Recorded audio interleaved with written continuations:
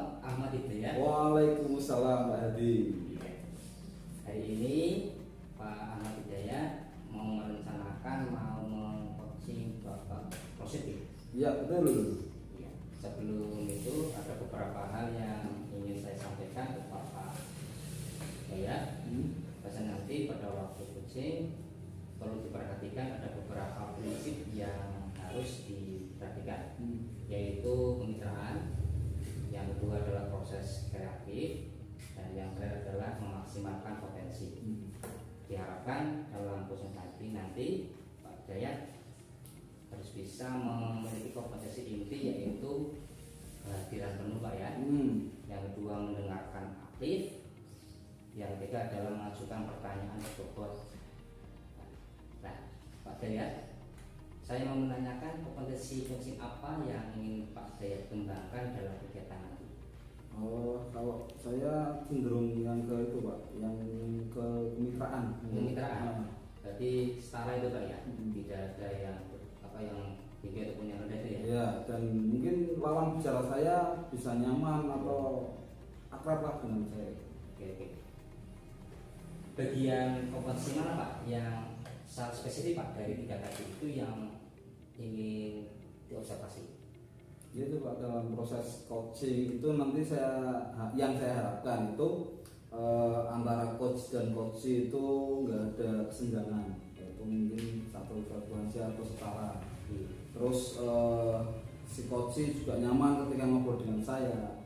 Terus ya nanti ketika waktu coaching itu nyaman, otomatis barangkali bisa menambah semangat atau bisa menyelesaikan masalah.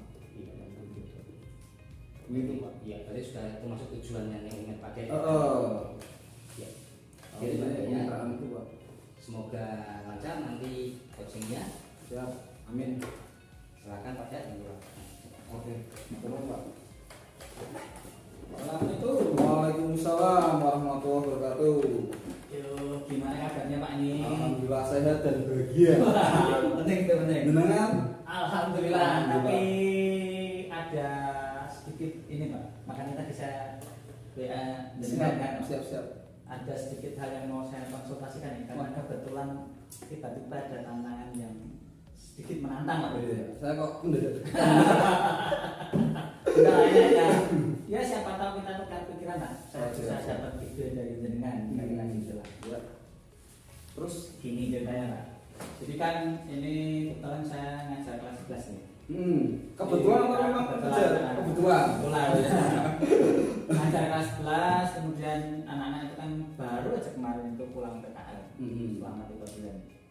Dan rencana awal anak-anak pulang di minggu ini, kemudian kita ada waktu 1 minggu itu untuk pembelajaran. Minggu berikutnya yaitu pas bulan puasa tanggal 3 kalau nggak salah, itu anak-anak langsung ujian PTS. Waduh. Kan ini hanya punya waktu 1 minggu, kemudian anak-anak ujian PTS.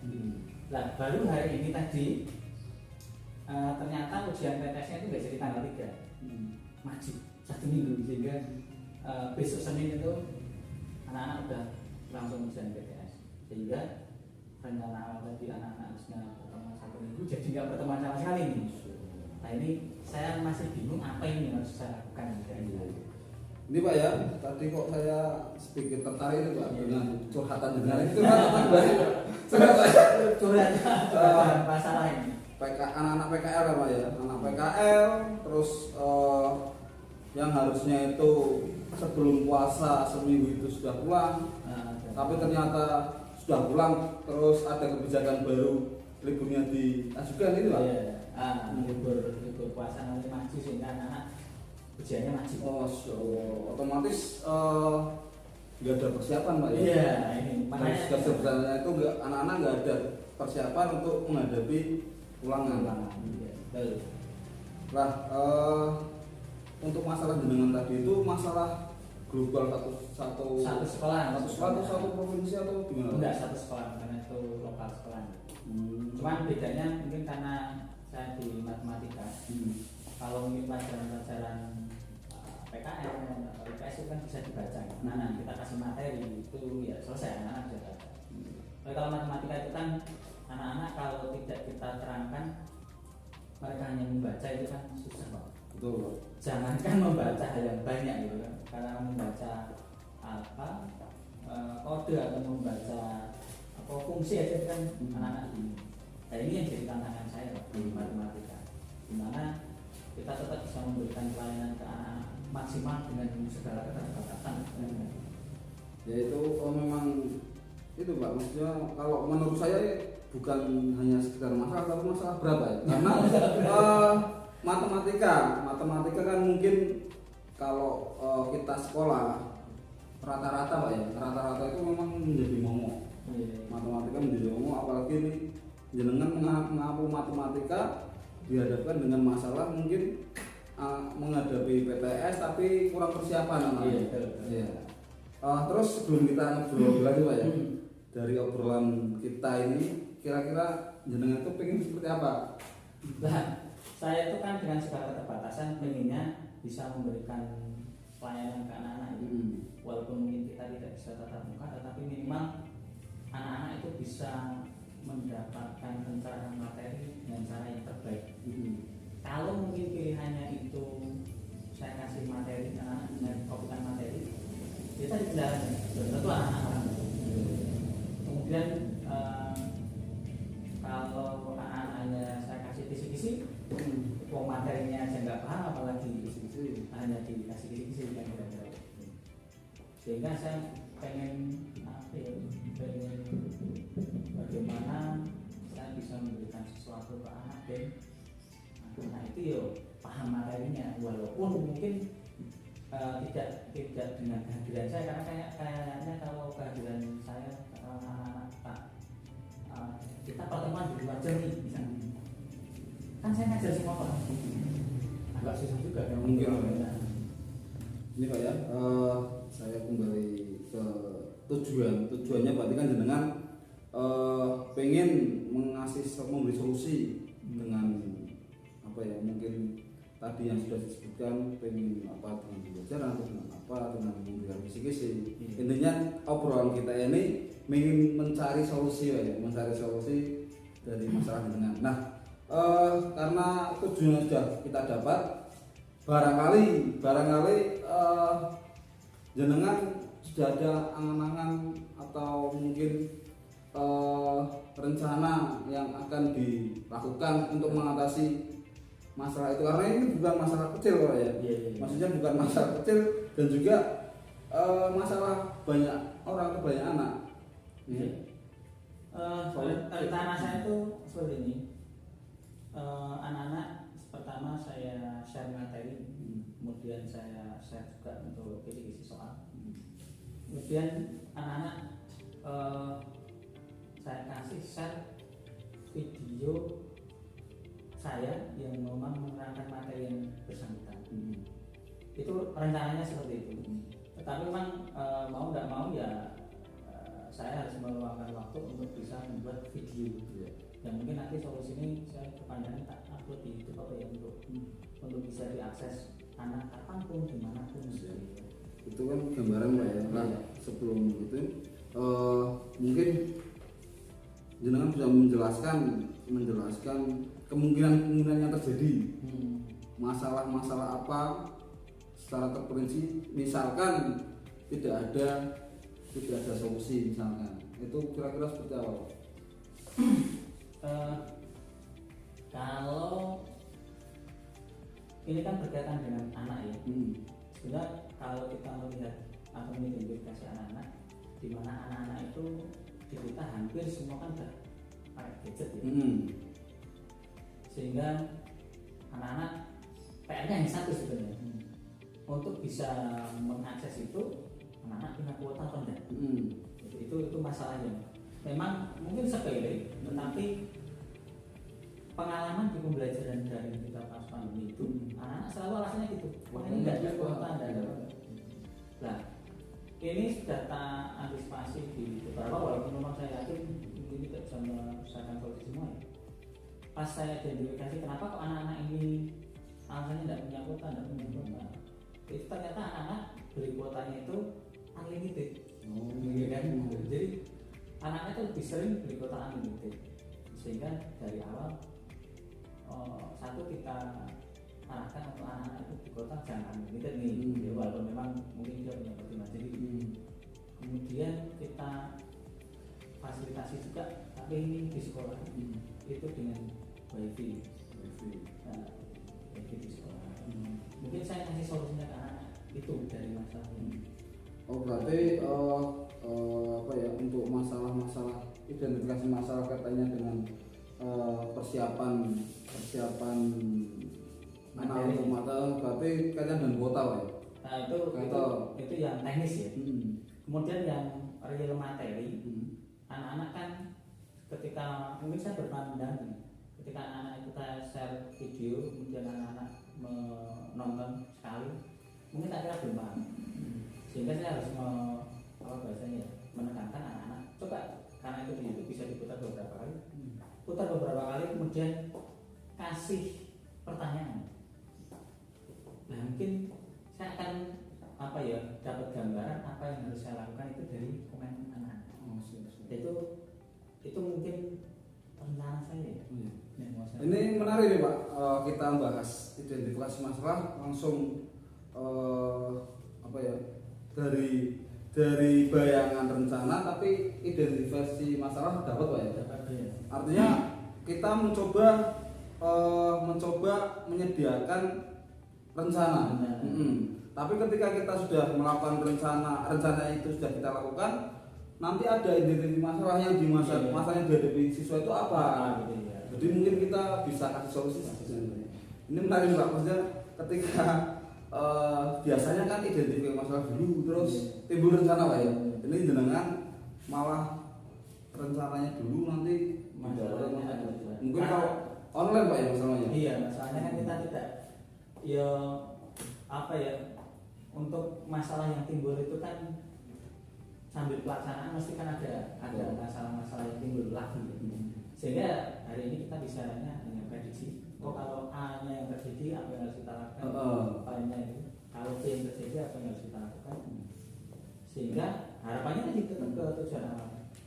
Bagaimanapun, walaupun mungkin terkenal matematika itu susah, tapi ketika kita bisa memberikan pelayanan yang lebih, hasil kan mungkin nanti terakhir lah. Karena bagaimanapun matematika, ya mungkin hasilnya kalau kita samakan dengan mata pelajaran yang lain, ya nggak bisa gitu.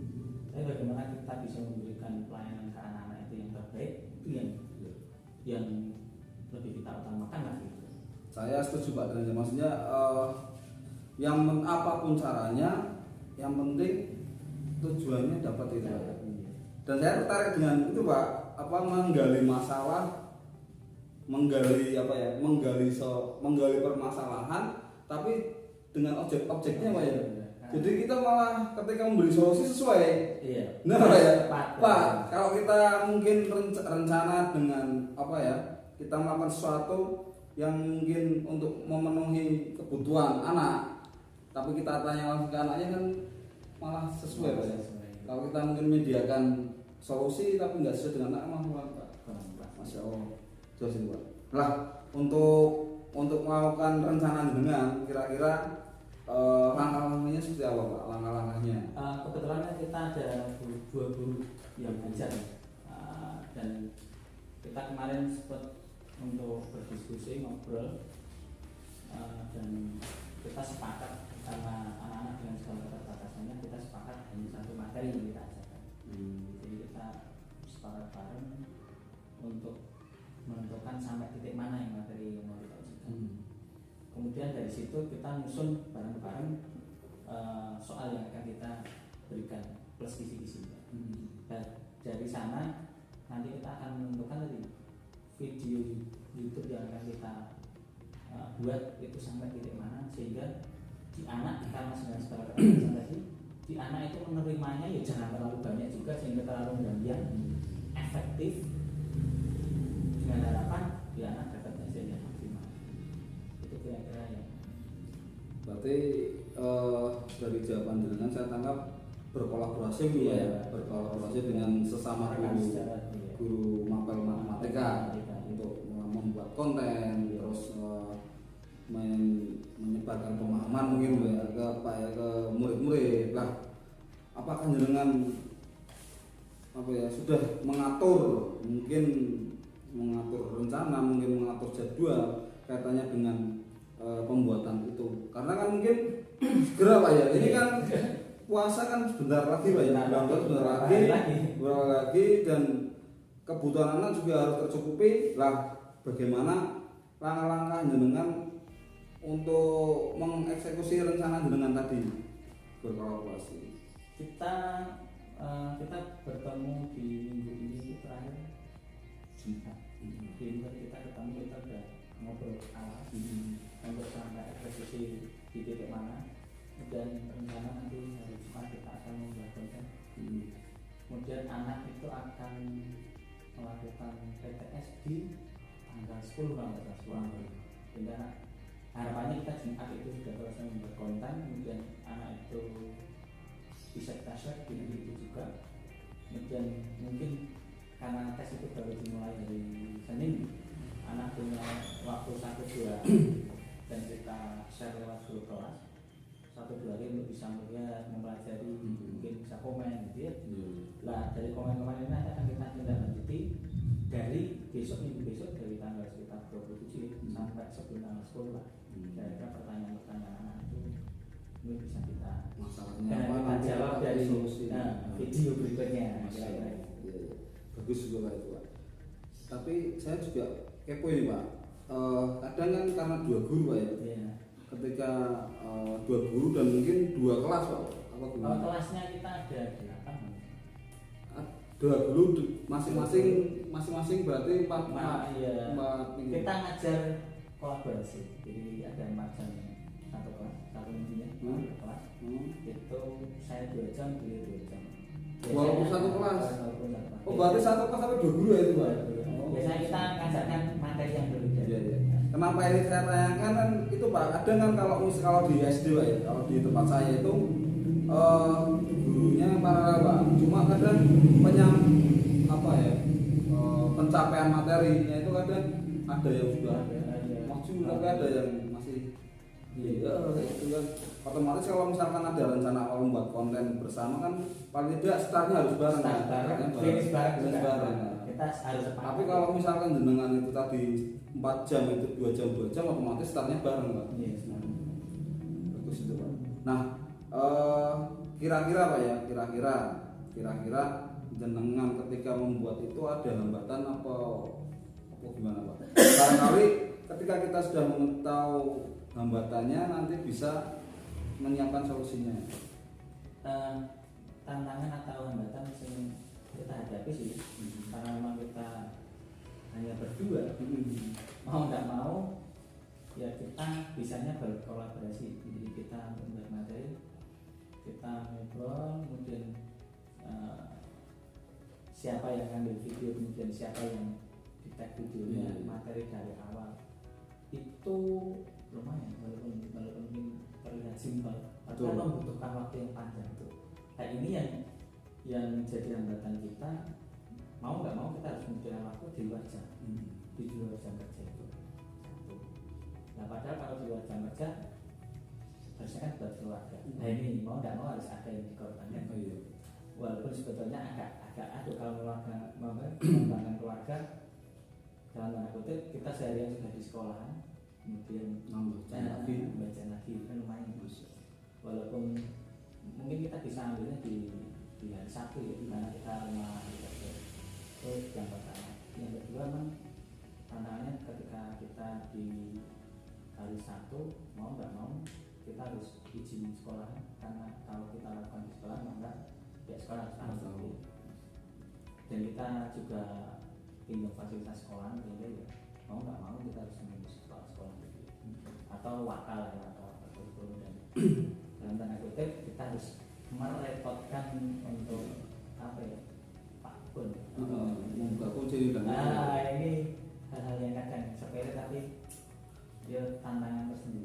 Iya Pak, betul Pak. Karena saya jenengan tadi akan berkolaborasi dan di luar jam itu kan saya bayangkan wah pasti melibatkan banyak orang. Nah terus apa ya, pasti kan banyak masalah. Padahal waktu yang disediakan untuk menghadapi itu kan sedikit Pak. Maka dari itu saya pengen dengar komitmen jenengan itu seperti apa untuk mensukseskan ide-ide jenengan tadi. Iya. Pengalaman di pandemi itu, setiap kami tag video waktu itu satu pertemuan dengan durasi video kalau nggak salah waktu itu saya batasi 15 menit. Itu saya perlu paling enggak 4 sampai 5 jam untuk membuatnya satu. Teks ya. Ya sehingga mau nggak mau tadi saya dari awal harus berkomitmen dengan guru rekan sejawat. Sepakat nggak ini beliau? Kalau sepakat ya mau nggak mau di antara kita berdua ya mengorbankan kepentingan masing-masing gitu ya. Satu tujuan itu. Dan alhamdulillah beliau paham sehingga untuk meminta izin ke sekolah akhirnya nggak masalah, artinya nggak susah untuk memanfaatkan fasilitas sekolah akhirnya juga nggak susah asal memang dari awal, artinya kita kelon dari awal, nggak terus tiba-tiba kita ngebel dari satu kita kelon dari awal. Dan hari ini besok kan libur kita mau nggak mau sebelum hari Jumat kita akan kelon dulu ke sekolah. Berarti untuk tindak lanjutnya sudah terprogram ya, sudah berencana untuk hari Jumat ini langsung. Tinggal eksekusi besok gimana ini kan. Tapi tak kira nggak susah lah tantangan untuk sekolah menyediakan kita fasilitas. Intinya kan berarti tadi dari awal jenengan sudah menjelaskan masalah, terus ternyata dari jenengan sendiri kok sudah punya ide untuk menyelesaikan masalah tersebut. Walaupun itu tadi pertanyaannya kan apakah itu sudah maksimal seperti tujuan awal? Karena opsinya kan kita masih baru satu gitu kan, masih di YouTube. Sedangkan mungkin kalau kita perkenalkan perlu nggak sih di media yang lain dan sebagainya. Itu kan kita kan saya butuh pertimbangan juga. Lah barangkali ada apa ya? Ada teman atau seseorang yang mungkin bisa dilibatkan atau cukup? Ya, saya kira cukup lah karena kalau melibatkan tambah masalah. Ya, tantangannya tambah berat lagi ya. Tapi untuk aksi ide yang tadi jenengan tawarkan atau sediakan, saya kira udah masuk Pak. Maksudnya kalau dilihat tadi rencana sudah dibuat itu, terus dari ada umpan balik atau pertanyaan terus jenengan kasih solusi, itu kan mudah-mudahan bisa mencerahkan mungkin semoga. Nanti kalau misalnya ada masukan lagi dari anak-anak seperti apa pun nanti apa dan sebagainya seperti apa nanti kita akan coba tidak lanjuti kalau memungkinkan gitu kan. Lah untuk mengukur apa progres jenengan berhasil atau tidak itu kira-kira ini kan waktunya juga Pak ya. Iya. Otomatis harus ada target Pak ya. Iya. Target misalkan besok saya harus apa jangan sudah ada planning semacam itu atau bagaimana? Tadi kan rencana kita akan buat dari Jumat, semoga jadi. Nah, untuk target ketercapaian penyampaian materi adalah yang pertama kita akan sharekan via grup kelas. Kita akan lihat dari viewer yang ada itu tambah berapa, sehingga kita bisa tahu target. Oh, berapa anak nih yang sudah mau tar gitu ya. Sehingga dengan itu harapannya anak kalau sudah melihat, mendengar, itu kan start awal nih. Kalau sudah melakukan itu kita ada harapan anak paham. Berarti anak mau tahu belajar itu target awal. Terus yang target kedua nanti kita bisa lihat di hasil ujian PTS nih seperti apa. Apakah memang kalau kita bandingkan dengan ujian di era dia enggak atau kondisi normal itu mendekati atau enggak. Kalau kita samakan kan mungkin tidak sama, tapi mendekati minimal tidak terus drop banget mungkin. Artinya dari obrolan kita ini sudah ada titik temu ya. Semoga terus rencana terus tidak lanjut. Mudah-mudahan apa yang sudah direncanakan nanti bisa terlaksana dan tujuannya sesuai dengan yang diharapkan. Amin. Itu siap ini Oke, siap. Terima kasih ini atas waktunya Pak Dian Iya, sudah sama-sama. mau mendengarkan curhatan lah. Siap. Sehingga dari sini saya bisa mendapat sedikit pencerahan atau bahkan banyak pencerahan apa yang harus saya lakukan dan mantap nih langkahnya itu. Justru tadi jenengan yang menemukan ide itu ya. Nah itu dari pancingan-pancingan jenengan itu. Pancingan ya. Masya Allah. Pancingan-pancingan jenengan. Oke. Pokoknya mantap banget itu. Ya, sama-sama Pak. Semoga lancar, Amin. sukses. Amin. Oke, siap. Hati-hati di jalan. Assalamualaikum.